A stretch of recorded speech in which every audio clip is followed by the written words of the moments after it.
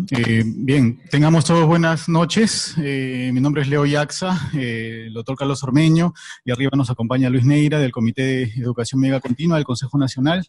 Les damos la bienvenida. Hemos tenido que programar, usualmente es los jueves, pero para el día martes, para que arriba también haya, el auditorio está libre arriba, para los que hay tema del aire acondicionado que no está muy bien ahorita. Los invitamos a los que vayan ingresando que puedan subir al segundo piso también. En esta segunda entrega de lectura de exámenes diagnósticos de este 2019 nos toca abordar el tema de radiografía de abdomen. Les damos la bienvenida a los que están presentes a través del Zoom, a los consejos regionales de los locales del Colegio Médico que también nos acompañan, y a ellos les transmitiremos el teletest que ellos resuelven y pueden con eso validar su participación para obtener puntajes válidos para la recertificación. Sin más preámbulo, le damos la bienvenida al doctor Víctor Hugo Mendoza, quien es especialista en radiología, trabaja en la Clínica Besalio y Clínica San Felipe, para que nos hable de este tema hoy. Así que pido un fuerte aplauso para él, por favor. Doctores, buenas noches, ¿cómo están? Mi nombre es Víctor Hugo Mendoza. He sido invitado para tocar el segundo tema de lectura de exámenes diagnósticos. Hoy me toca hablar sobre interpretación de una radiografía abdominal.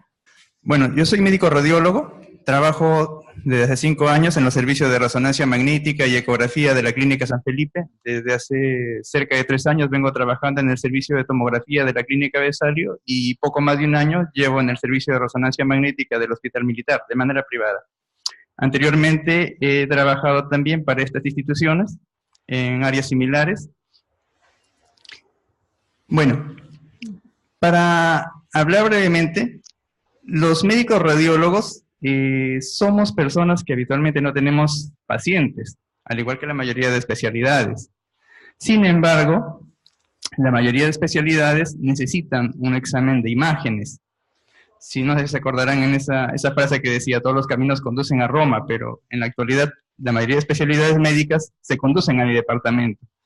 Yo no tengo pacientes, sin embargo, he podido atender a la mayoría he podido atender a los pacientes que se encuentran acá, que son remitidos por especialistas de sus respectivas áreas. En la mayoría de los casos ha sido muy gratificante el haberlos conocido. Bueno, pasando ya de plano al tema, la idea es darles las pautas básicas que ustedes requieren para una adecuada interpretación de una radiografía abdominal.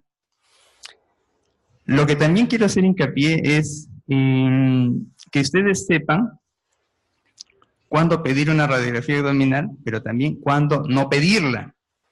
O mejor dicho, para qué les va a servir una radiografía y para qué no les va a servir también una radiografía. Tratemos de hacer un punto común entre lo que es la patología abdominal y el diagnóstico por imágenes. La primera pregunta que yo les haría a ustedes es, ¿cuántas patologías abdominales existen?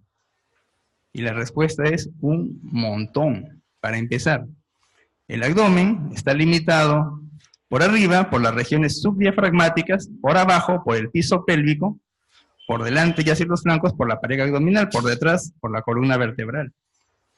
Traten de ver cuántas estructuras anatómicas pueden identificar en este corte de abdomen superior y cuántas estructuras anatómicas se encuentran en este corte de pelvis, ¿no? Y recuerden que esto va a cambiar dependiendo del sexo. Ahora, el abdomen, aparte de tener órganos viscerales sólidos y órganos viscerales huecos, también tiene espacios anatómicos. Aparte del más conocido que es el peritoneo, el retroperitoneo, recuerden que el peritoneo también tiene espacios anatómicos. Acuérdense de los conceptos de saco menor, saco mayor, la cavidad de los epiplones, omentos, etc. ¿Cuántas especialidades creen que intervienen en lo que es el estudio de la patología abdominal?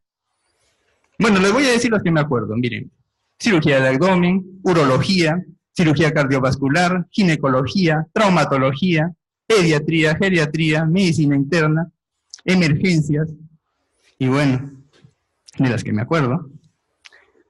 Ahora, para el estudio de la patología abdominal existen muchos exámenes de gabinete. Aquí he tratado de sintetizar algunos que corresponden a la especialidad. Radiografía abdominal, simple, que es la que vamos a tocar hoy día, radiografía abdominal contrastada, ecografía de abdomen, tomografía de abdomen, que puede hacerse con o sin contraste. Hay una variante también que es la enterotomografía y la angio-TC, que son con contraste. En resonancia magnética también la pueden realizar con o sin contraste. También hay una variante que es la enteroresonancia, que tiene sus particularidades, y la angioresonancia, que también se realiza con contraste endovenoso. También tenemos los exámenes de medicina nuclear. También tenemos tecnologías híbridas que fusionan un examen morfológico como la tomografía y la resonancia con imágenes de medicina nuclear, que son los PET-CT y los PCRM. Y también tenemos las angiografías convencionales realizadas por el radiólogo intervencionista. De todo este espectro de gabinetes, vamos a tratar este primer punto. La radiografía abdominal es un examen que utiliza radiación ionizante, a diferencia de la ecografía, que utiliza pues, ondas mecánicas, y la resonancia magnética, que no es ionizante, que pues, utiliza otro principio físico. Pero la radiografía del abdomen simple es ionizante. Las imágenes son adquiridas en un área que consta de 2 salas contiguas. En la primera sala van a encontrar una mesa con un tubo de rayos X, una mesa para las tomas de cúbito supino y un pedestal para las tomas en bipedestación, o incidencia de pie, como también la conocen. Al costado, y en contacto con esta sala que hemos descrito, se encuentra la sala del operador. Acá hay un héroe anónimo, que es el tecnólogo médico, que es el encargado de hacer que las imágenes sean de la mejor calidad posible, para que luego tengan una adecuada interpretación. Bien. En algunas circunstancias, podríamos realizar también el examen con un equipo portátil. Sin embargo, tomen en cuenta que la calidad de los factores y el hecho de la radiación dispersa van a ser un poquito más difíciles de controlar. Pero bueno. ¿Cómo es que presentamos las imágenes? ¿Cómo es que presentamos las imágenes? Y aquí quiero presentar 2 cositas, ¿no? La manera tradicional, que es a través de un negatoscopio con una placa radiográfica, y la forma digitalizada. Esta es la forma tradicional, hay diferentes tipos de negatoscopios y una placa radiográfica. Hay ventajas y hay desventajas respecto a uno y otro método de evaluación y presentación. En la clásica ustedes tienen una película que la ven a través de un equipo que les va a iluminar, pero esa película ustedes no la pueden modificar. Así como está, así la van a tener que evaluar. Tampoco la pueden agrandar ni achicar. El sistema de digitalización tiene 2 formas. En la primera, se puede hacer un almacenamiento externo, y es sencillo, ¿no? A través de un USB, a través de una tarjeta micro USB, a través de un CD o DVD, y esto lo pueden llevar a cualquier computador portátil. Tienen que instalar un programa que se llama Visor DICOM. Aquí hay algunos, yo recomiendo y uso este, el Radian. Solamente tienen que poner su nombre en Google, se descarga en 6 segundos, sin exagerar, porque es muy pequeño, y se instala en 10 segundos. ¿No? Una vez instalado, ustedes ingresan el estudio a través de uno de estos medios, le hacen doble clic con el programa y ya pueden visualizar la imagen. Y pueden acceder a todas las herramientas disponibles para la evaluación de esas imágenes. Estas imágenes están grabadas en un formato que se llama DICOM, es distinto del JPG. Cuando ustedes lo agranden, esta imagen no se va a pixelear, no va a perder su calidad. Y este tipo de formato está refrendado pues, por la FDA y la Comunidad Europea también.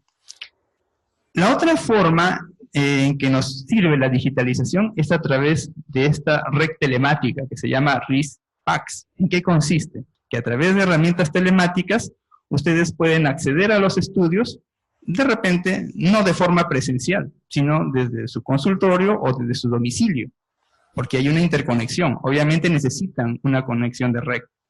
Pueden verlo también de forma presencial en una estación de trabajo de una institución en particular, o incluso pueden utilizar un all-in-one y tenerlo instalado pues en el pasillo de emergencia, en el pasillo de hospitalización, en los auditorios, en las salas de operaciones, y a través del sistema PACS se pueden almacenar, revisar las imágenes de forma constante y en tiempo real.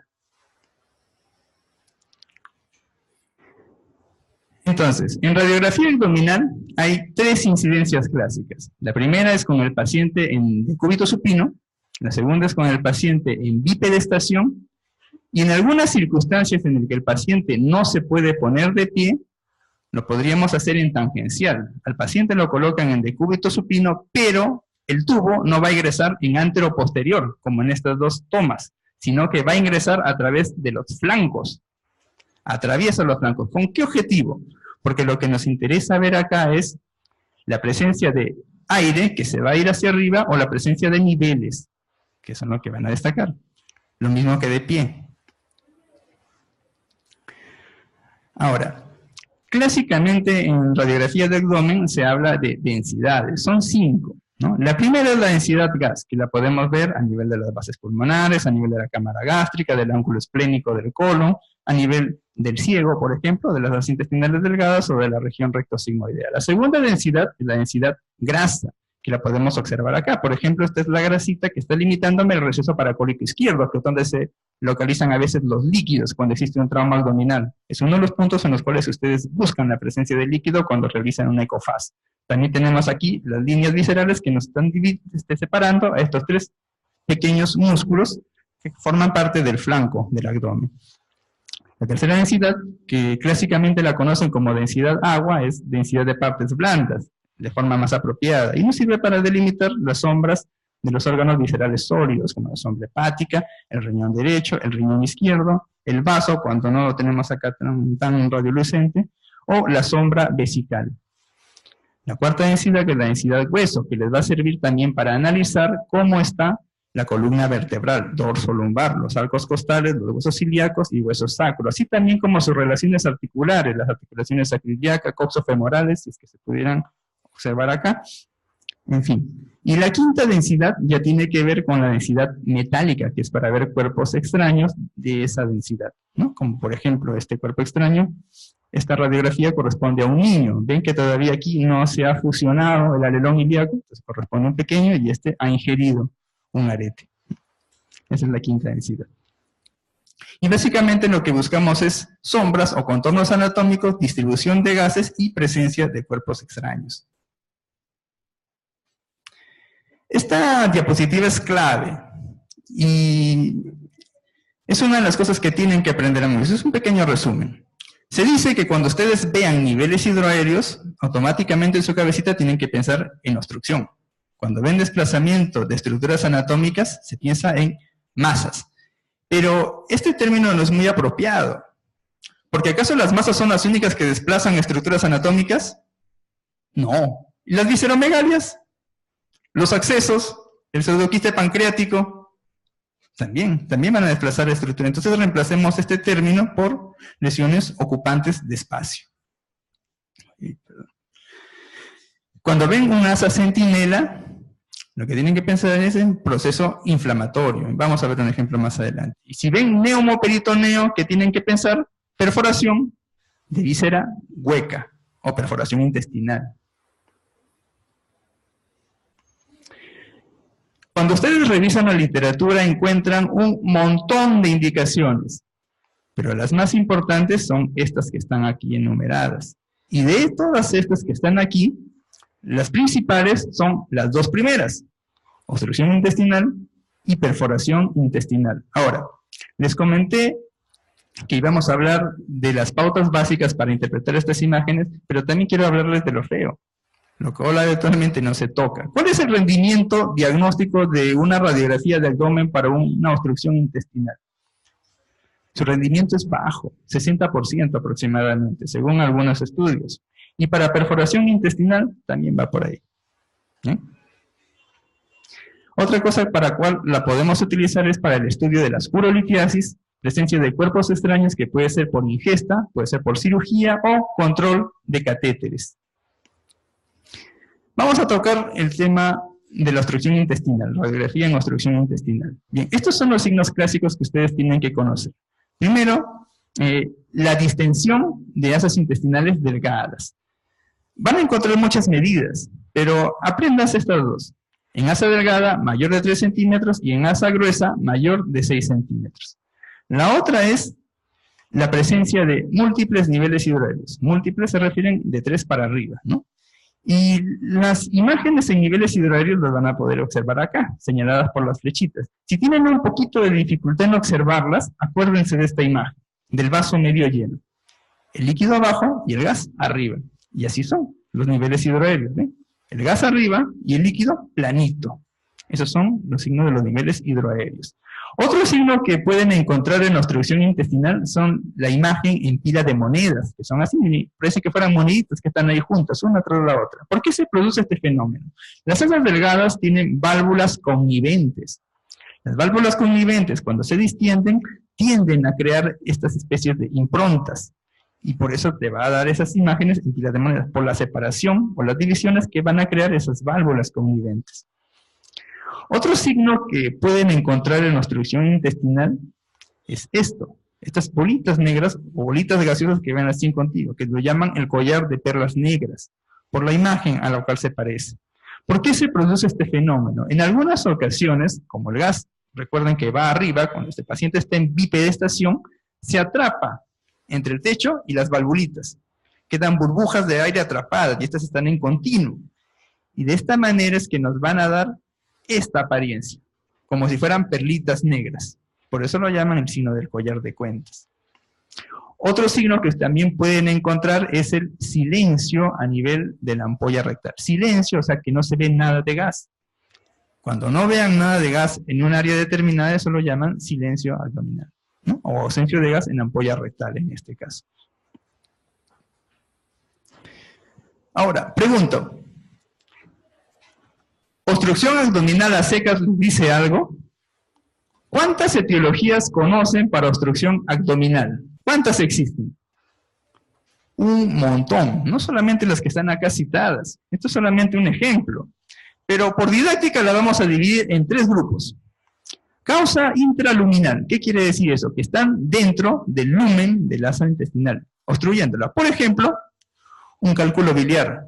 En el caso del ilio biliar, por fístula bilioentérica, eso produce obstrucción intestinal. ¿Cómo la produce? Tapa el lumen. Es una causa rara de obstrucción, pero bien documentada. Cuerpos extraños, por ejemplo, un tricobezoar, qué sé yo, ¿no? Parasitosis, impactación fecal en el caso de la gente estreñida, o es una de las causas muy frecuentes que van a encontrar también en las emergencias.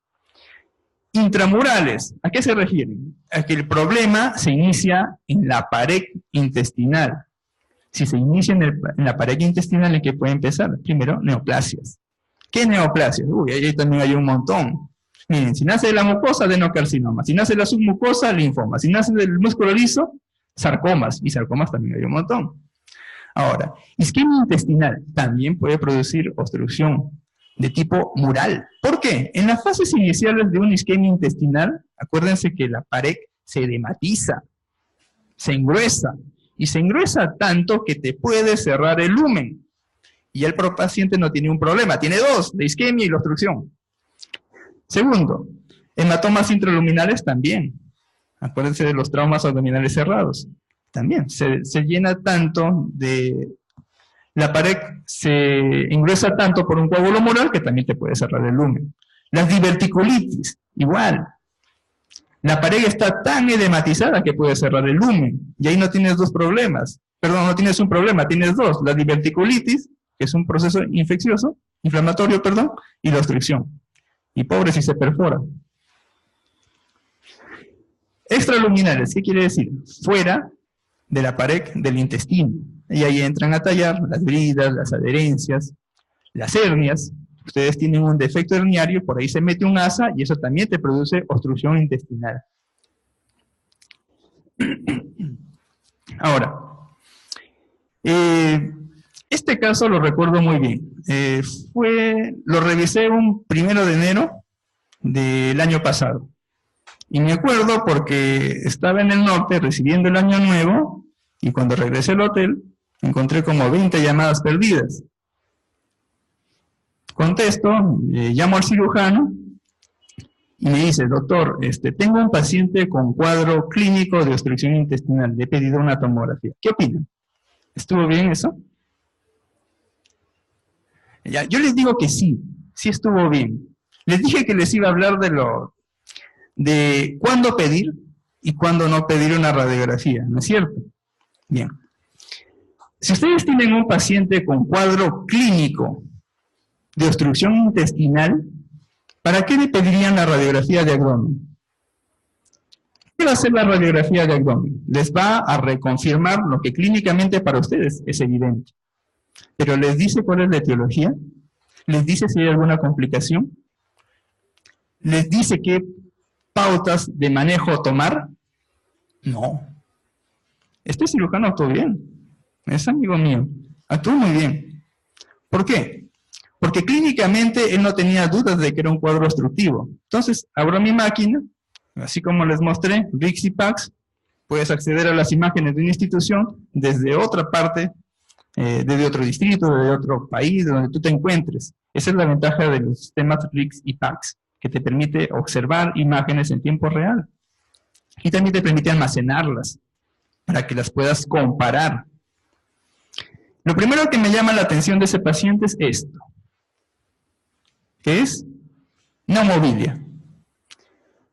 Cuando veo esto y me dice está obstruido y veo esto, en mi cabeza resonó una palabrita y dice fístula bilioentérica. Y esto es raro. Sigo buscando, llego a la pelvis y encuentro esto. ¿Qué es? Un cálculo. ¿Dónde está? En el ilion. Por encima del cálculo está dilatado, igual que acá. Las alas están distendidas. Y por debajo del cálculo está colapsado. Este es el punto de la obstrucción y esta es la etiología. La etiología es una fístula bilioentérica con ilio biliar, con un hito que está ahí impactado.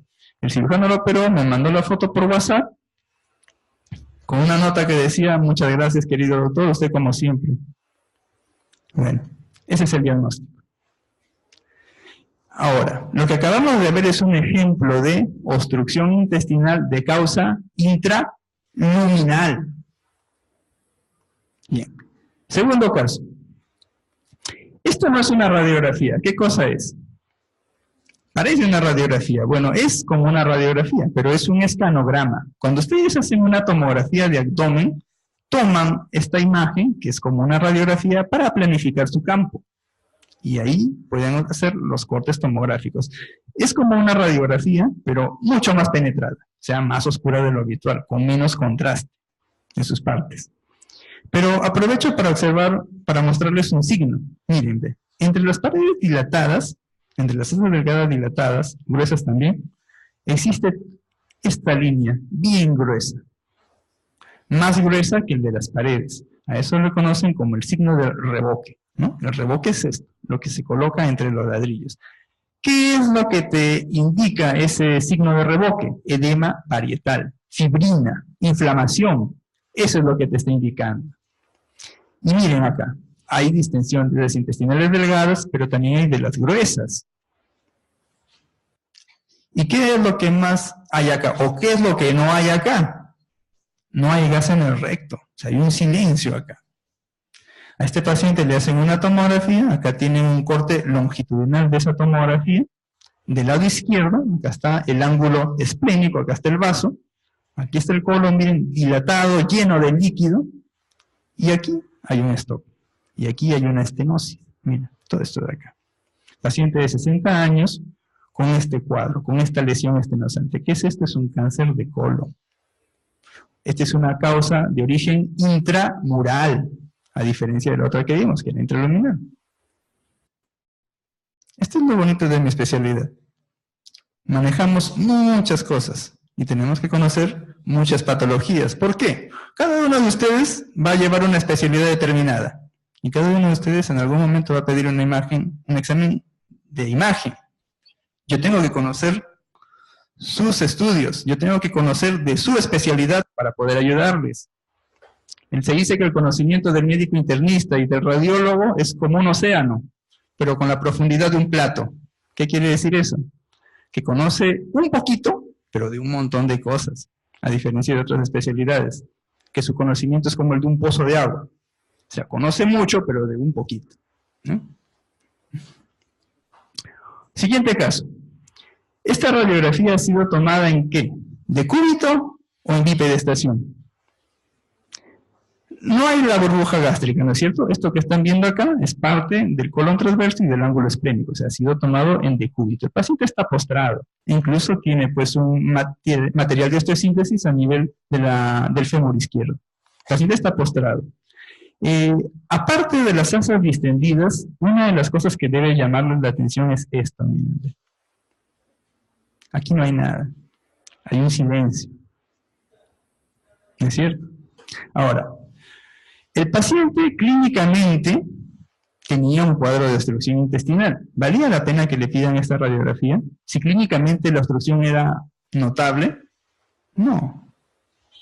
De frente tienes que pasar a la tomo. Si tienes un cuadro clínico evidente de obstrucción intestinal, no pierdas el tiempo, porque no te va a decir la etiología, no te va a decir si existen complicaciones, y tampoco te va a dar pautas de cómo manejarlo si tú no conoces la etiología y cómo está tu paciente. Esto es lo que estaba causando la obstrucción de este paciente. Miren, este es el signo del remolino, ¿ven? Si ustedes esto lo movieran de adelante hacia atrás, verían cómo esto se mueve, como si fuera un remolino. Se mueve así, así. Son los vasos delgados que están torcidos, están rotados, me dan esa apariencia. Y esto, aunque no lo crean, es el hilio distendido. Este es un vólvulo del ciego. Y no van a haber muchos vólvulos del ciego en su vida. Esto no es frecuente. Vólvulo del sigmoides probablemente van a haber varios, pero del ciego les aseguro que no. Esta es una causa de obstrucción de tipo extraparietal, ¿no? La tercera causa del grupo de las obstrucciones intestinales, ¿no? Acá hay otro caso. Miren esta tremenda asa distendida, pero miren hasta dónde llega. ¿Hasta dónde está llegando? Hasta la región subdiafragmática derecha, tocando prácticamente el hemidiafragma derecho. Una de las cosas que se pensó acá era un vólvulo del sigmoides, pero el cirujano no podía creer que pudiera llegar hasta arriba. ¿Será o no será? Le pedimos una tomografía y esto es lo que se vio. Seguimos el sigmoide desde abajo con la tomografía, corte por corte, hasta que llegamos aquí. Aquí está la torsión, aquí hay un cabo separado y acá está el otro cabo. Sí era un vólvulo del sigmoides. Y esto, señores, es el sigmoides. Es un dólico sigmoides que, gracias a la distensión, llegaba hasta arriba. Y esto lo confirmó el cirujano. Se acercó y me lo contó. ¿Sí? Obstrucción intestinal por vólvulo del sigmoides. Causa extraparietal. La perforación intestinal es la segunda indicación más frecuente para una radiografía de abdomen, pero tienen que hacerlo con el paciente en bipedestación, porque el gas, como tiene poca densidad, se va hacia arriba y van a tener que buscarlo por debajo de los hemidiafragmas. Esta imagen a veces la conocen como el signo de las alas de gaviota. Bueno, es un epónimo nada más. En algunas circunstancias el paciente no puede estar de pie. De repente está postrado. Y si ese es el caso, al paciente tienes que hacerle esta incidencia, que es la incidencia tangencial.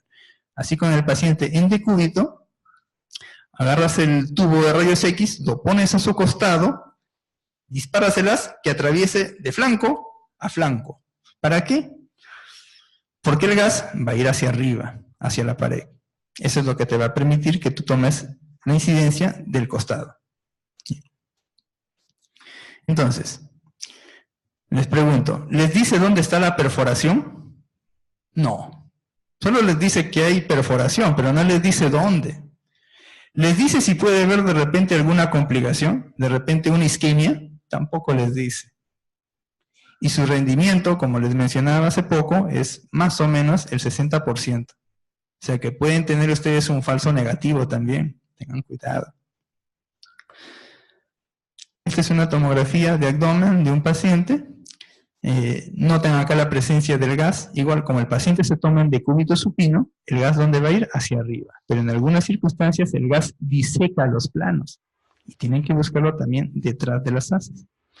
Esta perforación fue causada por un divertículo. No se sabe la causa. No se sabe por qué se perforó ese divertículo yeyunal. Los divertículos yeyunales son raros. Van a encontrar de repente divertículos duodenales, pero en yeyuno, olvídense. Este es otro paciente que viene pues por un cuadro de dolor en flanco izquierdo, fiebre, o sea, un cuadro típico de diverticulitis. Pero esa diverticulitis se complicó, se perforó. Aquí está el gas, miren. Este es el gas. Esta bolita que están viendo acá es un apéndice epiploico inflamado. debido pues al cuadro inflamatorio contiguo, ¿no? Pero este es el meollo del asunto. Perforación, una complicación de una diverticulitis. Esta imagen es para representar un signo importante. Recuerdan que aquí había la sombra hepática, pero ahora se ve más radiolucente de lo habitual. ¿Por qué se da esto? Hay una variante anatómica que se llama chilaiditi, que consiste en que el colon se pone por delante del hígado. Ahora, háganle una ecografía a este paciente. Difícil, a veces lo tengo que poner de costado y en algunas ocasiones boca abajo. ¿Por qué? Porque el gas del colon no me va a dejar evaluar. A veces hay que ingeniárselo. Otra indicación de la radiografía de abdomen es la urolitiasis. Y aquí quiero aprovechar en hacer un pequeño comentario, aprovechando que la mayoría de ustedes hace guardias. ¿Estos cálculos en dónde se encuentran? Acá está la sombra renal. Se encuentran en el seno renal, ¿correcto? Pregunta, ¿esto duele? O sea, el paciente les llega a emergencia con un cólico nefrítico. Y a veces ustedes les piden una ecografía. Pero piden la ecografía ¿para qué? Para que les diga que existe cálculos en el riñón. ¿Ustedes creen que un cálculo aparece de un momento a otro? No. El paciente puede estar con sus cálculos ahí, está sintomático, eso no duele. ¿Cuándo duele? Cuando se sale del riñón y se mete al uréter. Ahí duele. Porque el uréter va a hacer todo lo posible por sacarlo. Y va a hacer contracción espasmódica. Eso sí les va a doler. Cuando ustedes tienen un paciente con cólico nefrítico, tienen que buscar litiasis ureteral. Ahora, ¿qué condiciona la litiasis ureteral? Que la orina se estanque, o sea, uropatía obstructiva. ¿Y cómo se va a representar eso? Con hidronefrosis. O sea, ¿qué les va a mostrar la ecografía? Hidronefrosis. Eso es lo que les va a mostrar la ecografía. Ahora, lo usamos en urolitiasis para el control de estos cálculos, porque estos pacientes reciben tratamiento. Uno de ellos puede ser la lidotricia o algunos otros métodos que por ahí ya son propios de esa especialidad. Pero los van a pedir para controlar, para ver el tamaño y la progresión de esos cálculos. Ahora, en litiasis ureteral también lo pueden utilizar. Pero esto es trampa. ¿Cuánto mide ese cálculo? A ver, es casi del tamaño de la altura de la vértebra lumbar. ¿Cuánto mide la vértebra lumbar? Dependiendo de la estatura, oscila entre 25 y 35 milímetros, la altura. Supongamos que tiene 25 milímetros, ¿no? Es un paciente de baja estatura. Más o menos, ¿cuánto medirá este cálculo? Por lo menos unos 20, 15 milímetros. Es grandote. Hasta un ciego la ve. Pero ¿y los cálculos de 2, de 3 milímetros? La mayoría de cálculos ureterales tienen ese tamaño. ¿Ustedes creen que lo van a poder ver? A veces ni yo lo veo. Pasa. Es difícil. Miren, la tomografía, a diferencia de la radiografía, te va a decir dónde está ese cálculo. Porque una cosa es que esté enclavado en la unión pielo-ureteral, otra cosa es que esté enclavado en la unión urétero-vesical o que esté en el tercio superior, medio o inferior del uréter. Y lo otro que te dice es cuántas son sus medidas exactas y cuántas unidades Hounsfield tiene. Porque de eso va a depender el manejo. Este es un paciente con litiasis en la unión pielo-ureteral, pero miren, está haciendo una complicación. ¿Ven estos poquitos hipodensos que se ven alrededor de la periferia del riñón? Pues probablemente está haciendo un cuadro inflamatorio asociado o de repente pues pequeños cuadros isquémicos. Miren alrededor del riñón. Acá hay líquido. Hay efusión perirrenal. Este otro caso tiene pues el lito a nivel de la unión uretero-vesical, está enclavado y ¿qué produce? Miren, ve, hidroureteronefrosis, hasta arriba. Y miren, ve, este riñón, ¿cómo capta? Es blanquito. Y este tiene un retardo en la captación del contraste. Se está procesando un poquito más lento de lo habitual, debido a la uropatía. Esta es una complicación que a veces se produce durante el manejo de los cálculos renales. Cuando al paciente lo sometes a litotripsia, a veces, no siempre, a veces, todos los cálculos se van así consecutivo. Aquí, aunque no lo crean, esto no es un solo cálculo, son varios cálculos que se han juntado. Y aquí también. Los urólogos lo llaman calle litiásica. Y es una complicación que a veces se da por el tratamiento. Y este cálculo renal es un cálculo muy particular, porque este cálculo está ocupando todo el seno renal. El seno renal es esta porción central donde empieza a recolectarse la orina y que se comunica con la pelvis renal. Lo que está alrededor es el parénquima, y esto que está en el centro, que está compuesto por grasa y estructuras vasculares, arteriales y venosas, es el seno renal. Y este cálculo, que se llama coraliforme, está ocupando todo el seno renal. Y una particularidad de este cálculo es que es infeccioso.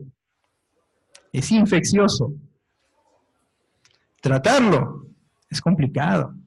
Hubo un caso hace unos meses. A veces se complican durante el proceso y posterior al proceso pueden hacer shock séptico. ¿Recuerdan? Es una complicación. El shock séptico. Manejar un shock séptico, olvídate. Utiliza vasopresores. ¿El vasopresor qué hace? Redistribuye la sangre desde la periferia hasta el centro. Puede hacerse necrosis acral. Pero eso está pues entre salvarle la vida al paciente o una complicación. ¿Qué vas a preferir? Y el paciente es joven. Este es otro cálculo coraliforme. Miren, está ocupando casi todo el seno renal. También utilizamos la radiografía del abdomen para el control de catéteres. Este es un catéter que también utilizan los amigos urólogos, que se llama catéter pielovesical. Un extremo va a estar en el seno renal y el otro extremo en la vejiga. Su función es ayudar en el pasaje de los cálculos, ¿no?, que pueden estar en ese trayecto de la pelvis al uréter, o perdón, de la pelvis a la vejiga. Aquí tenemos otro dispositivo médico que también podemos controlar con radiografía. Se llama balón intragástrico. Tú colocas un balón con un endoscopio y lo inflas dentro del estómago. El problema es que este paciente venía con un cuadro de dolor abdominal. Esta es la radiografía con el paciente en de pie. Y aquí observen que existe una sombra. Perdón, un silencio abdominal. Aquí existe un pequeño elemento de reparo metálico y aquí como una especie de tubo. Todo este es el balón. Recuerden que habíamos hablado de las lesiones ocupantes de espacio que desplazaban estructuras anatómicas, pues esto también desplaza estructuras anatómicas. ¿Correcto? Muy bien. Ahora, ¿está bien ubicado? O sea, el abdomen suele llegar hasta allí. Ese paciente tenía dolor abdominal, como les digo. En decúbito supino, aquí se ve pues también la posición del balón intragástrico, ¿no? Y aquí tiene su pequeño elemento de reparo metálico y el tubo, ¿no?, que está en el interior. Pero todo esto es el balón. Y este es uno de los problemas que más van a ver en su consulta y también en las emergencias. Miren, ciego, gas, gas, gas, gas, pero miren la porción transversa y miren la porción descendente. Bola, bola, bola, bola, bola, bola, bola, bola, estreñimiento. Y causa muchos problemas.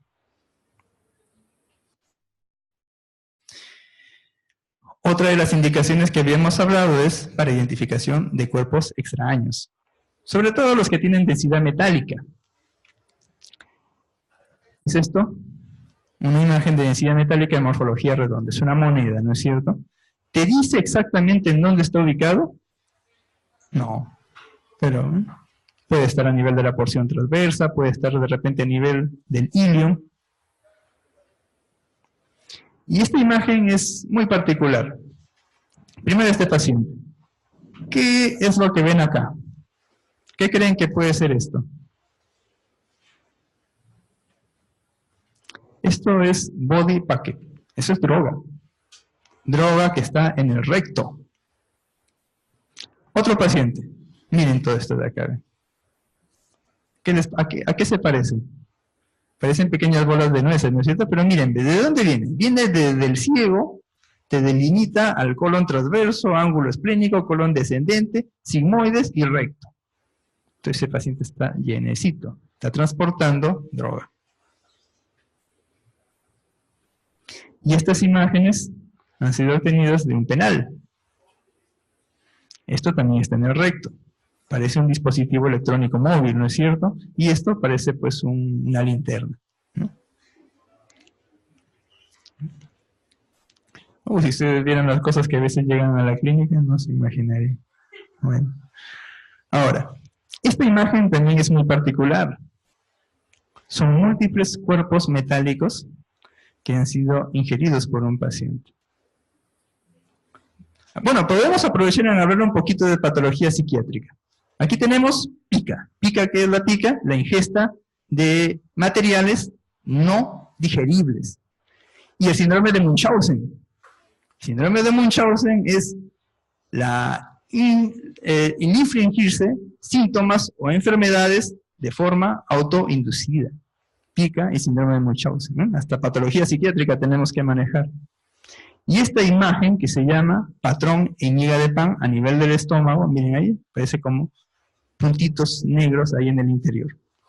Trico, eso, correcto.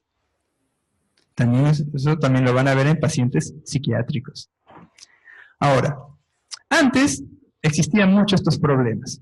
Ahora ya no se ven muchos, al menos desde que empezaron a contar las gasas ya no tenemos muchos estos problemas. Pero antes a las gasas les ponían estos pequeños hilitos metálicos para poderlos ubicar posteriormente, ¿no? Esto es una gasa posterior a una cirugía pélvica. Ahora, esta tomografía es del mismo paciente. Esa gasa se encapsuló y se hizo una formación quística. Fue posible identificarlo debido justo a los pequeños elementos y los metálicos que tenía, ¿no? Se extrajo y bueno, se demostró que era una gasa.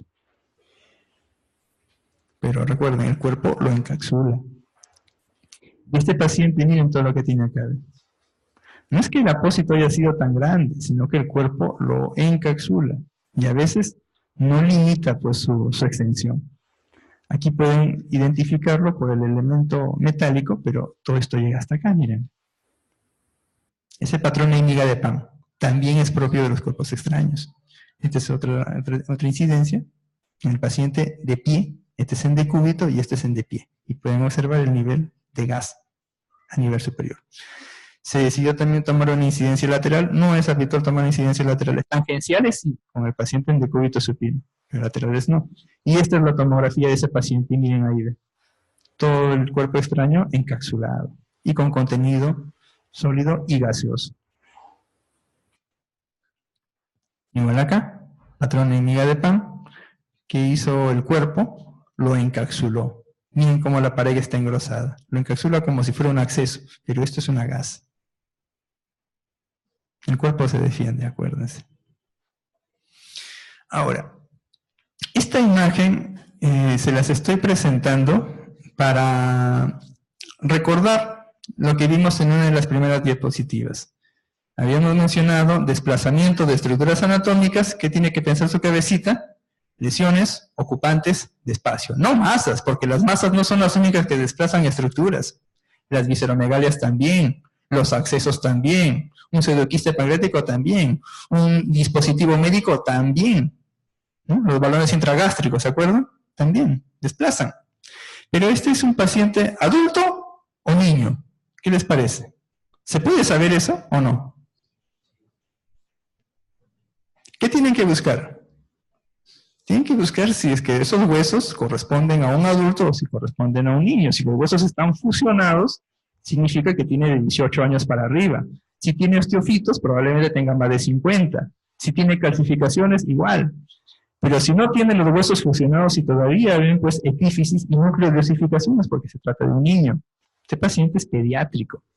Y tenemos entonces una lesión ocupante de espacio que está desplazando a las estructuras gastrointestinales hacia el lado izquierdo. Se le hace una tomografía a este niño y se encuentra toda esta masa. Pregunta. ¿El que ustedes sepan que existe una masa intraabdominal es suficiente para ustedes? ¿Les dice algo? No. No les dice nada. Ya, ese es un buen punto. Pero vamos por orden. A ver. Primero, ¿qué tienen que saber? ¿Quién lo va a manejar? ¿Lo maneja el urólogo o lo maneja el cirujano de abdomen? ¿De dónde nace? ¿De qué espacio anatómico nace? ¿Nace del peritoneo o nace del retroperitoneo? Porque si ustedes me dicen nace del retroperitoneo, probablemente va a venir el urólogo, oncólogo, pediatra a tratar este caso. Pero si ustedes me dicen, no doctor, nace de la cavidad peritoneal, quien va a venir es el cirujano de abdomen. ¿Hay forma de saber de dónde nace esta masa? Primero definirla. ¿Nace del retro o nace del peritoneo? ¿Hay forma? Sí hay. ¿Alguno de ustedes les gustaría aventurarse? No sé, ¿alguien? ¿Peritoneo? O levanten la mano. ¿Quién dice peritoneo? Peritoneo. Retroperitoneo, perfecto. ¿Quién dice peritoneo? Ya, el doctor tiene razón, es retroperitoneo. La pregunta es, ¿por qué?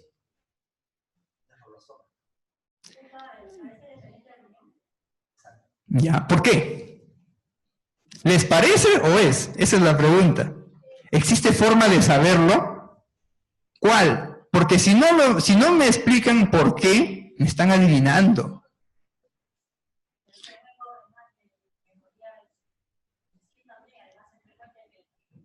Ya. A ver. Ya. Tienen para elegir entre un tumor renal o un nefroblastoma. ¿No podría ser los dos? ¿Y un sarcoma? Yo les voy a meter la duda. A ver, ¿podría ser de repente un liposarcoma T diferenciado que esté infiltrando el riñón? Podría ser. Pero de las tres posibilidades diagnósticas que existen ahorita, ¿cómo llegan a la final? Ese es el ejercicio. Muy bien. Sí existe forma, doctores. Miren, primero tienen que definir si es de retroperitoneo. Para definir si esto es de retroperitoneo existe un signo radiológico. ¿Cuál es? El desplazamiento anterior de estructuras retroperitoneales me indica que esta lesión nace del peritoneo. ¿Qué estructuras retroperitoneales están desplazadas acá? Una, el riñón izquierdo. Y la otra, el colon descendente. El colon descendente se encuentra en el espacio pararrenal anterior del retroperitoneo. Y el riñón en el espacio perirrenal del retroperitoneo. Entonces tenemos ahí dos estructuras anatómicas retroperitoneales desplazadas de forma anterior. Entonces, ¿qué me está diciendo? Es del retroperitoneo, no es del peritoneo. Porque si fuera del peritoneo, de repente estarían pensando en qué sé yo, pues, linfoma o alguna otra patología. ¿Sí? Es retroperitoneo. Entonces, nos quedamos con las tres posibilidades que dieron los doctores. Pero hay manera de precisar de que esto es de riñón o esto es un tumor que está infiltrándome al riñón, porque eso es importante. Porque si ustedes me dicen que es un tumor que infiltra al riñón, yo podría pensar que es un sarcoma o un neuroblastoma. Pero si ustedes me dicen que es un tumor que nace del riñón, eso es un tumor de Willis y se acabó el problema. ¿Bien? Y el manejo es diferente, el pronóstico es diferente. Entonces, acá tenemos el segundo punto. ¿Infiltra o nace? Y acá observen esto. Aquí hay como un angulito y aquí hay otro angulito. Eso no está ahí de forma caprichosa. Ese es un signo radiológico que se llama el signo del pico. Y el signo del pico me dice dependencia. Signo de pico positivo, dependencia de un órgano determinado. Entonces, en conclusión, estamos ante una lesión expansiva, retroperitoneal, que ocupa también parte de la cavidad abdominal, que no pasa a la línea media, ese es otro signo. Porque si pasara a la línea media, ¿qué podríamos pensar? De repente en un neuroblastoma, ¿no es cierto? ¿Por qué? Porque el neuroblastoma es una lesión del sistema nervioso simpático que ese más bien lo que hace es englobar a las estructuras retroperitoneales y puede pasar la línea media. Entonces, en resumen, tumor de Willis, y estos son los pasos que hemos seguido para llegar al diagnóstico final. Primero, definir de qué espacio anatómico es. Segundo, definir si existe dependencia o infiltración de un órgano. Y tercero, de repente apoyarnos en un signo negativo, como en este caso, el hecho de que no pasa la línea media. Hay signos positivos y hay signos negativos. Este es el trabajo que se tiene que hacer día a día, y esto es propio de mi especialidad. Esta es una imagen clásica en patología pediátrica, que lo van a ver en neonatos sobre todo. Un 50-60% de los neonatitos con este diagnóstico de peritonitis meconial pueden dar este patrón. Miren, son múltiples calcificaciones, producto de peritonitis meconial. Esto se produce intraútero. Y esto ya es la representación con el pequeño nace. Otro signo clásico en patología neonatal es el signo de la doble burbuja, en atresia duodenal. La primera burbuja es la cámara gástrica, y la segunda burbuja es el bulbo duodenal. El duodeno tiene 4 porciones. La primera porción es el bulbo. La segunda porción Ahí es donde se producen las estenosis en la mayoría de los casos, sobre todo en la parte distal de la segunda porción del duodeno. Entonces, ¿qué va a generar esto? La porción proximal de la segunda porción y el bulbo se distiendan y me da esa imagen clásica del signo de la doble burbuja. También es importante que ustedes sepan por qué se produce y cómo se produce. El signo de Lassa centinela, ¿qué les debía hacer pensar? ¿Se acuerdan? Proceso inflamatorio. Proceso inflamatorio. Entonces, en esta imagen tenemos un paciente con un ascita centinela, un asa distendida, con sus niveles, y tenemos una zona de silencio en la fosa ilíaca derecha. Y obviamente también dolor en fosa ilíaca derecha. Cuando ustedes ven el signo de Lassa centinela, tiene que hacerles pensar de que aquí puede haber un cuadro inflamatorio. Y si tiene magulno, ya pues el diagnóstico es apendicitis. Pero les pregunto, ¿apendicitis a seca les dice algo? ¿No existe estadio, no existe complicaciones? Claro, hay estadios. Y también se puede complicar. Miren, primer caso, este pacientito. Dolor en fosa ilíaca derecha, tomografía, este es un corte sagital, este es el ciego, y por detrás del ciego se ve esta imagen que parece una masa. Esto es el apéndice, pero hasta acá lo pueden seguir. Aquí ya se desorganiza y se confunde con el resto del meso inflamado. Es un plastrón. Parte de la fascia lateroconal y parte de la pared posterior del ciego lo está aplastronando. Este es un plastrón y esto tiene un manejo. No se manejan igual. E incluso el manejo de un plastrón a veces es controversial. Ahora, segundo caso, también dolor en fosa ilíaca derecha, le hacen su tomografía, apendicitis, pero miren esta imagen, ¿ve? A nivel de la base. ¿Qué es eso? Neumatosis intestinal. ¿Qué indica la neumatosis? Neumatosis les va a indicar necrosis de la pared. Por eso es que el gas se deposita en las paredes de un intestino, en este caso en la base del apéndice. ¿Qué significa eso? ¿O cuál es la traducción clínica de esto? Apendicitis con necrosis a nivel de la base del apéndice. Esto se puede perforar. Es otro manejo. Entonces les pregunto, ¿vale la pena que ustedes le pidan a un paciente una radiografía de abdomen para que busquen el Lassa centinela? No, no vale la pena. Si cuentan con un tomógrafo, no valdría la pena. Porque no les va a dar más información. El problema es de que una radiografía no les va a determinar la etiología exacta, no les va a determinar, si fuera una obstrucción, no les va a determinar el punto exacto de la obstrucción, ni tampoco les va a decir si de repente tiene isquemia intestinal, o si tiene perforación. Ese es el problema. Y la otra ventaja de la tomografía es que una vez encontrados los hallazgos, el médico tiene una mejor manera de cómo manejar a su paciente, que es diferente de cómo se hacía antes, cuando se manejaban a ciega. Los actos que hacían los médicos eran heroicos, pero en esta época en la cual el acceso a información ya no es un problema, no podemos estar escatimando en cosas. Esto, señores, disminuye el número y la frecuencia, perdón, el número o frecuencia de complicaciones.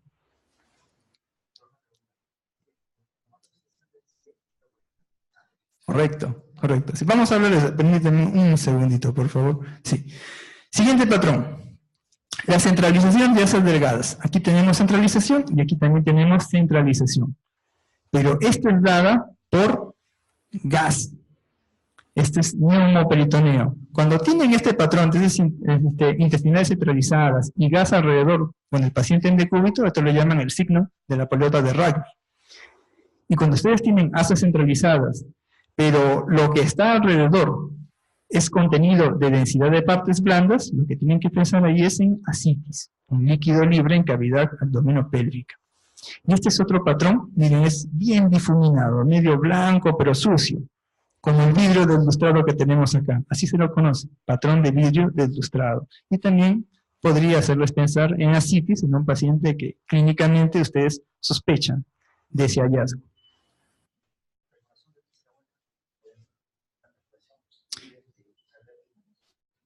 Líquido libre.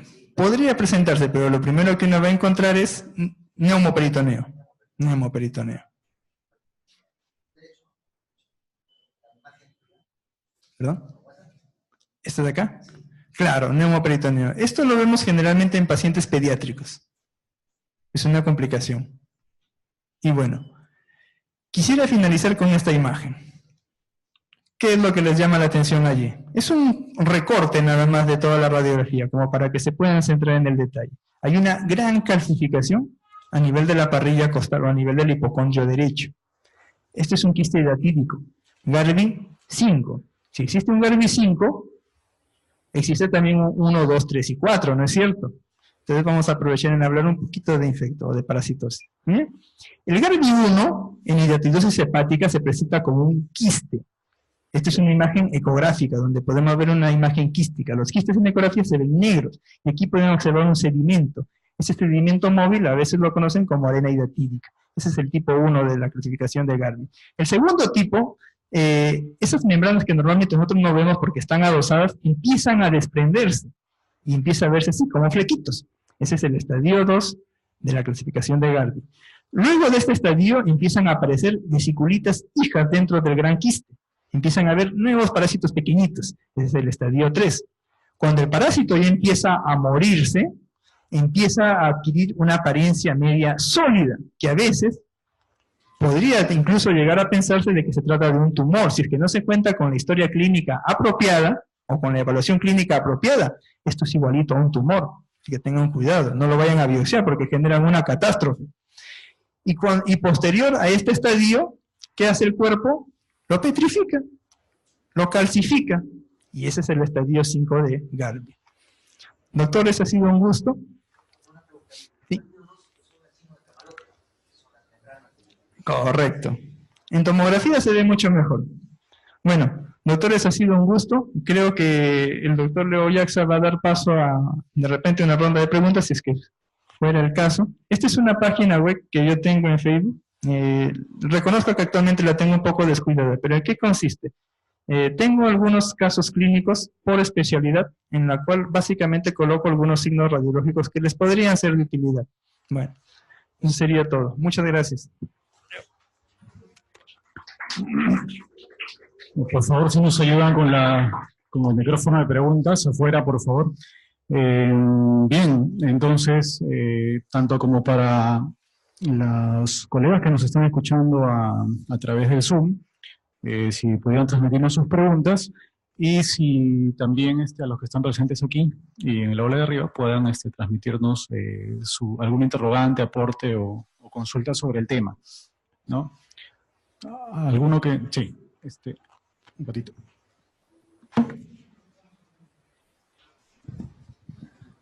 Sí, doctor, buenas noches. ¿Qué importancia tiene el espacio de Morrison y el signo del Chilaiditi? Creo que hay un signo, ¿no? Sí.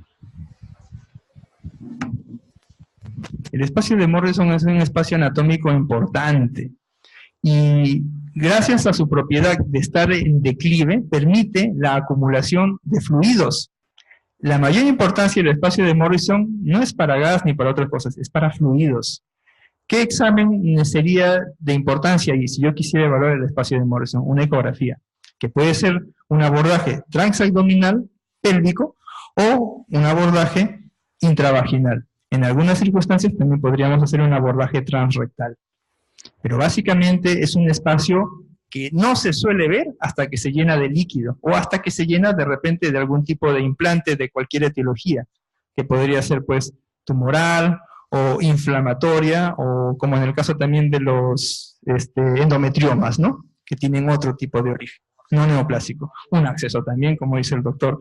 Solamente cuando existe algo que ocupa ese espacio es cuando se llega a ser evidente. Y el chilaiditi es una variante anatómica, más que todo. ¿En qué consiste? En que el colon, el ángulo hepático del colon y parte de la porción transversa, en vez de ir hacia la flaxura del hilio hepático, se ponen por delante del hígado y nos tapa. O sea, se ponen entre la pared de la parrilla costal y la pared anterior del hígado. Y el signo de chilaiditi pues va a consistir en que en vez de que yo vea la sombra hepática con densidad de partes blandas, la voy a empezar a ver radiolucente y voy a ver incluso hasta las austras del ángulo hepático del colon. ¿Alguna otra consulta?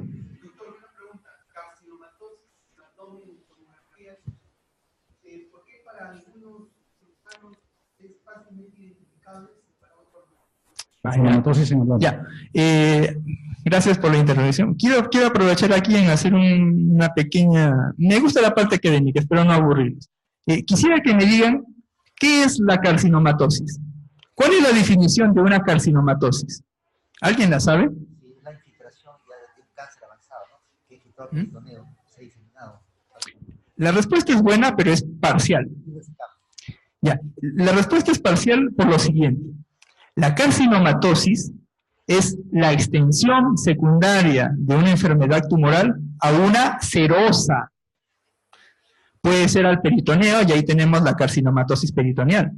Puede ser de repente a las pleuras o al tejido conectivo pulmonar, y ahí tenemos carcinomatosis linfangítica pulmonar.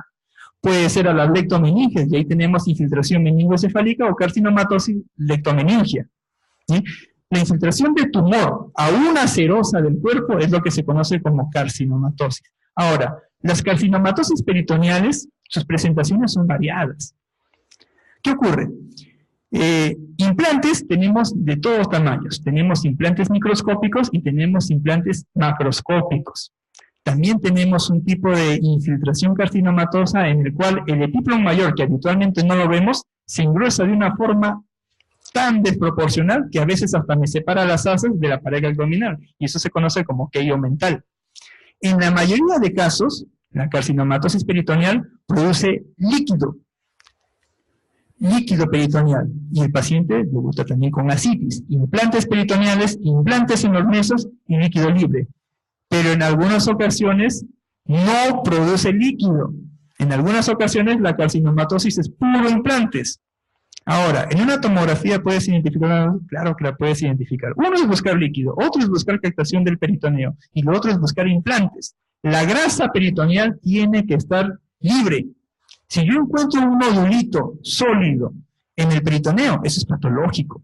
Otra cosa es que yo encuentre ganglios. Los ganglios lo puedo encontrar a nivel del mesenterio, a nivel del retroperitoneo, hay espacios determinados para los ganglios. Pero que yo me encuentre un nódulo y que ese nódulo, ectoscópicamente hablando, sea parecido a un tumor de origen, eso es una carcinomatosis peritoneal. Ahora, es importante saber qué tipo de cánceres producen también carcinomatosis, porque todos no producen carcinomatosis. La mayoría de cánceres que producen carcinomatosis peritoneal son los cánceres gastrointestinales, cáncer de estómago, pero de tipo adenocarcinoma.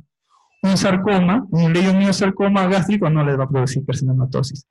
Un linfoma puede producir también algo parecido a la carcinomatosis, pero eso se llama linfomatosis, pero también es extensión de enfermedad a una serosa, ¿no?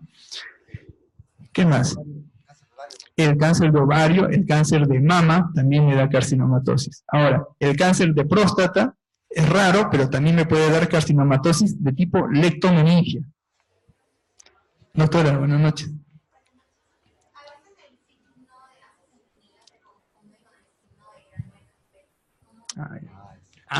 Ya. Miren, una pauta que ustedes pueden tomar para el signo del grano de café es el signo del reboque. ¿Se acuerdan del signo del reboque? ¿Lo mostramos acá? Ya, vamos a poner acá. No sé cuánto voy a retroceder, pero no importa.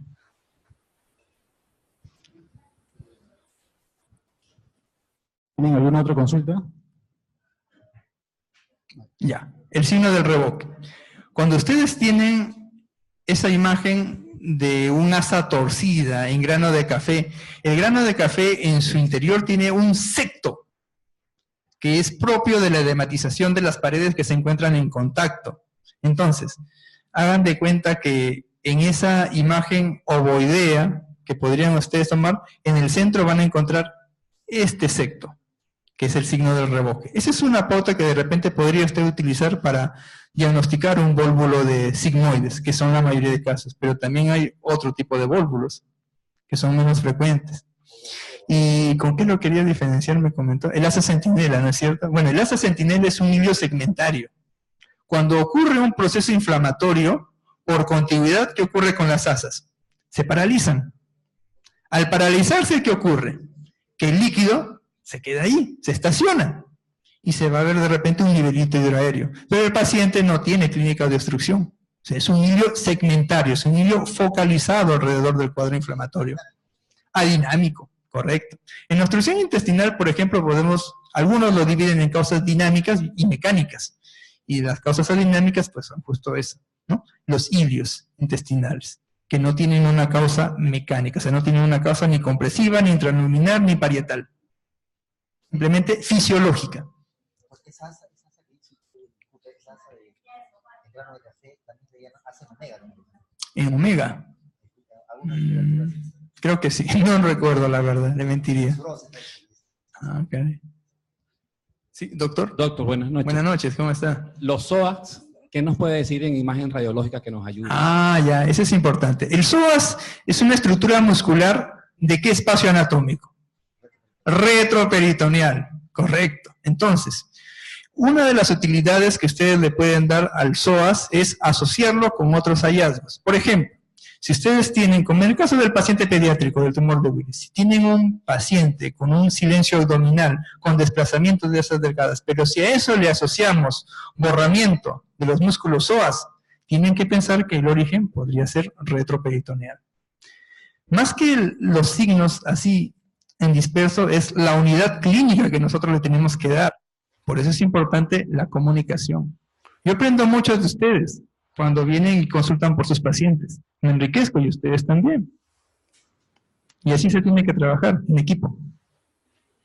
En caso de intususcepción, Ah, ya. Esa es una causa de tipo extraparietal, porque es ajena. No es del lumen ni tampoco es de la pared. Simplemente el intestino actúa como metiéndose dentro del mismo intestino, como si se metiera a otro espacio. Igual que las hernias. Por ejemplo, las hernias internas. En las hernias internas, ¿qué hace el asa? El asa se mete por ese espacio, por ese defecto, y se estrangula. A eso lo consideran una causa de tipo extraparietal, o sea, ajena a la pared propiamente dicha. ¿Perdón? Ileocólica. Eso lo vemos sobre todo en pacientes pediátricos, pero en adultos también lo pueden ver. Sí. ¿En quiénes? ¿Y en qué segmento anatómico? En ancianos. ¿En dónde? En el colon. Cuando ustedes vean una intussusección en una persona mayor y a nivel del colon, piensen en cáncer colónico. La neoplasia actúa como una válvula y succiona y mete al asa. Si ustedes ven una intussusección en ileocólica en un paciente pediátrico, eso es una causa frecuente. Pero en una persona mayor y a nivel del colon, sobre todo de la porción descendente, transversa, piensen en un cáncer hasta no demostrar lo contrario. También hay intussuscepciones ileocólicas en adultos, y también ahí tienen que pensar en cáncer de ciego. Tenemos una pregunta también en la transmisión. Si bridas y adherencias pueden ser diagnosticadas por tomografía, ¿cómo se ven? Ah, ya, eso es muy interesante. Ya. Las bridas y las adherencias, cuando ustedes han entrado a sala de operaciones, ¿qué han hecho para identificar a las bridas y adherencias? ¿Qué han empezado a hacer? Han empezado a despegar. ¿No es cierto? Cuando han despegado y han tocado, han palpado, ahí ustedes han podido llegar al diagnóstico definitivo de qué es una brida y adherencia. Pero, ¿qué es los exámenes de imagen? Son exámenes inspectivos, son exámenes visuales. ¿Qué es lo que van a encontrar? Las asas probablemente las van a encontrar aglomeradas, juntas, pero ¿van a poder ver la brida? No, no la van a poder ver. Ahí tienen que hacer unidad clínica. Paciente con signo de obstrucción, asas aglomeradas, qué sé yo, dolor de repente, antecedente de haber sido operado, y ahí llegan al diagnóstico. Ausencia de otro tipo de patología, de repente pues estaba pensando que podía ser por un cáncer, pero no es por un cáncer, ya descarté otras cosas, ya pues llego a ese diagnóstico, por descarte y por unidad clínica.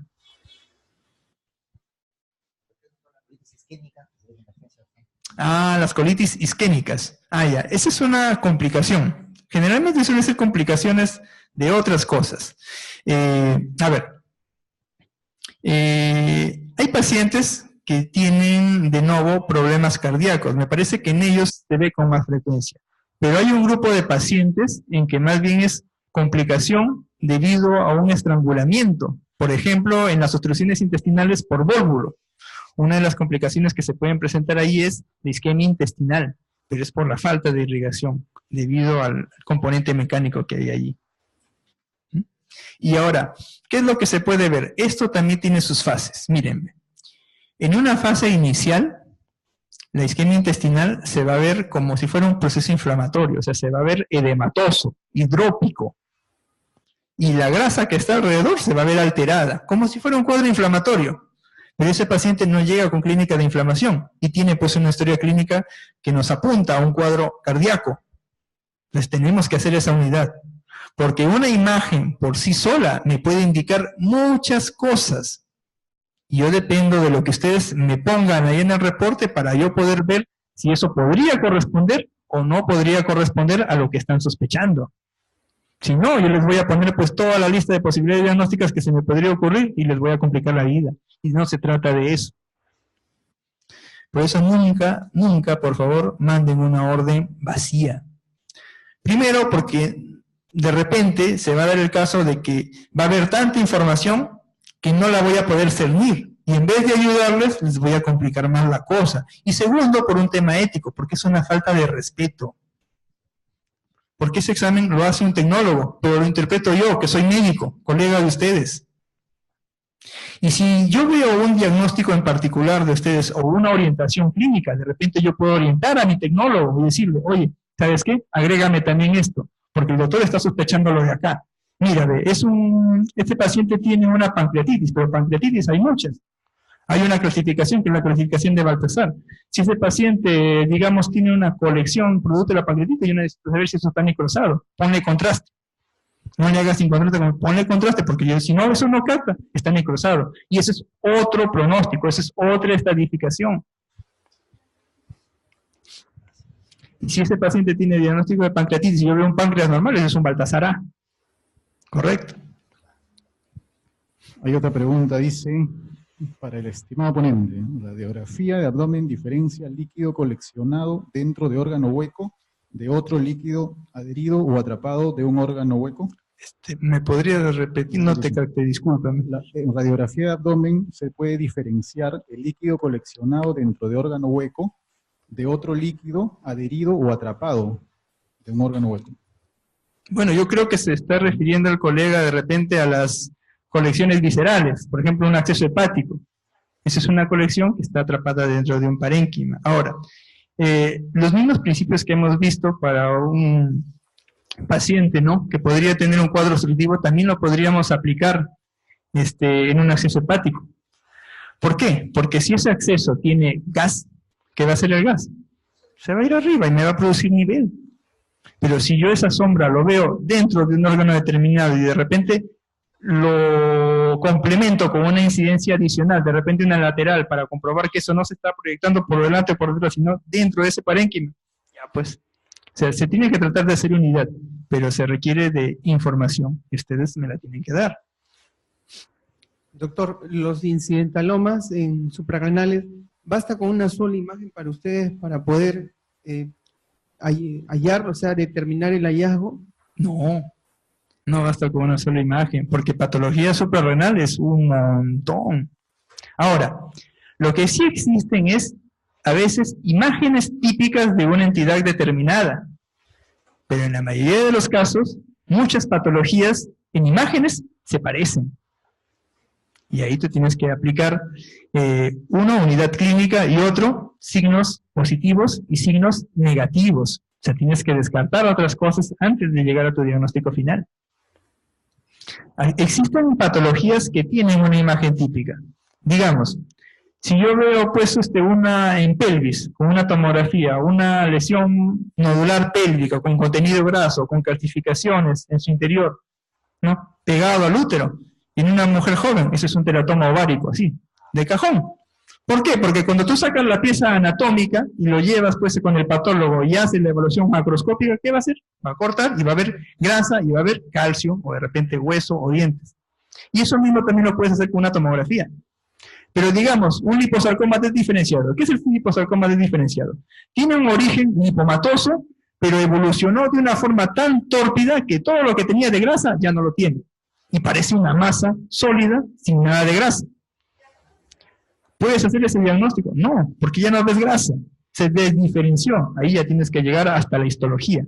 En patología hay macro, hay micro, hay histología y hay inmunohistoquímica.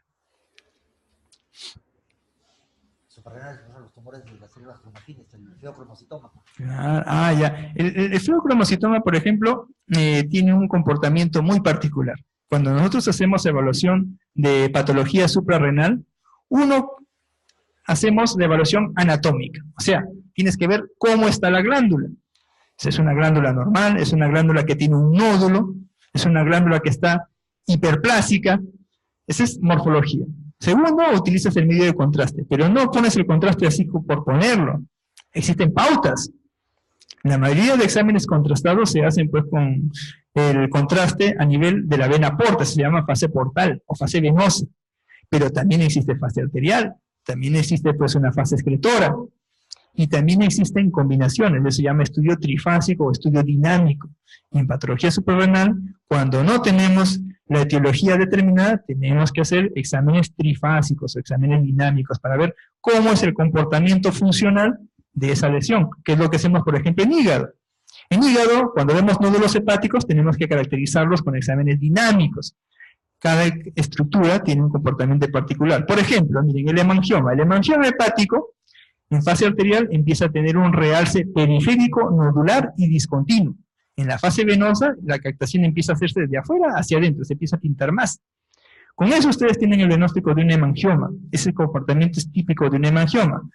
Pero existen también otras lesiones hipervasculares. Por ejemplo, el hepatocarcinoma. Ese no es benigno, ese es maligno. Y el hepatocarcinoma también tiene captación arterial. Pero esa captación arterial que tiene a veces es heterogénea, o a veces es muy intensa o homogénea. Pero ¿qué ocurre en la siguiente fase?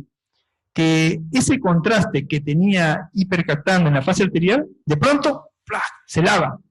Y se hace más hipodenso, o sea, más oscurito que el parénquima sano que está alrededor. Eso se llama guachao, es un signo. Se llama lavado o guachao. Y ese comportamiento, lesión hipervascular, o sea, que capta en la fase arterial y hace guachao, es muy típica de los hepatocarcinomas. Las hiperplasias nodulares también tienen su comportamiento dinámico, y así los adenomas también tienen sus pautas para identificación. Doctor, ¿cómo en ancianos la enfermedad diverticular podemos diagnosticar la enfermedad de los divertículos? Ajá. Ya, los divertículos es muy sencillo de ver por tomografía. Lo que ustedes van a ver a lo largo de todo el marco colónico, pero sobre todo en la porción descendente y sigmoidea, es que de la pared nace como un globito, nace como una bolsita. Esos son los divertículos. Y a veces los pueden encontrar aislados, uno separado del otro, pero a veces también hay así hileras, en enormes cantidades. Pueden sangrar, se pueden inflamar, se pueden perforar, se pueden accedar. Esas son complicaciones. O sea, si ustedes tienen una diverticulitis, tienen que ver si esa diverticulitis está autolimitada, o si de repente se accedó, o si se perforó, o si se necrosó. Mientras va empezando otra pregunta, transmito una del Zoom, dice, si es que hay casos de bridas y adherencias que el radiólogo pudiera encontrar por imágenes sin tener el paciente el cuadro intestinal, o sea, clínico, ¿no? ¿Y cómo se vería? ¿Hay casos en que el radiólogo puede detectar eso? Eso es muy difícil. O sea, sí, miren, si operando al paciente yo tengo que empezar a manipularlo y a separar las asas para darme cuenta de que ahí están las bridas, imagínense si a eso lo hago mirando desde afuera. Es muy complicado. O sea, lo que voy a ver yo es la consecuencia, digamos, de la brida. O sea, ¿qué voy a ver? Las asas juntas. Pero yo no sé si están juntas porque, bueno, de forma caprichosa decidieron ahí juntarse por el mismo peristaltismo, o si de repente porque hay algo que los está adhiriendo. Recuerden que los intestinos se mueven.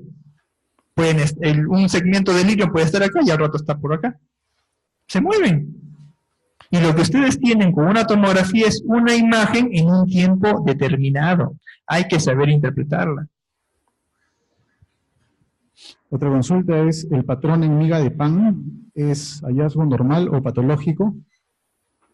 Ya, el patrón en miga de pan se produce debido a que las heces llevan mucho tiempo, a veces estacionadas. Podemos verlas en pacientes estreñidos, o podemos verla también en pacientes con tricobesoares, o en pacientes que tienen gasas olvidadas. Básicamente en ellos se ha descrito mucho ese patrón de miga de plomo. ¿Alguna otra pregunta del auditorio? El hilo biliar también, usted, la perforación. Hilo biliar. La fístula por el sitio. Ajá. Hilo biliar se ve. Claro, es una causa de obstrucción intestinal rara, pero sí está documentada. Ahora, ¿qué ocurre primero? Primero ocurre una fístula bilioentérica, o sea, de la vía biliar extrahepática hacia algún segmento del aparato gastrointestinal. Puede ser al estómago, puede ser al duodeno, puede ser al yeyuno, o puede ser a veces, en casos más raros, al colon. ¿Qué produce esa fístula? Pasaje. ¿Qué puede pasar por ahí? Litos, cálculos. Ahora, ¿cuál es el problema? Que a veces esos litos obstruyen el lumen y producen obstrucción intestinal. Sí, doctora. Doctora, buenas noches.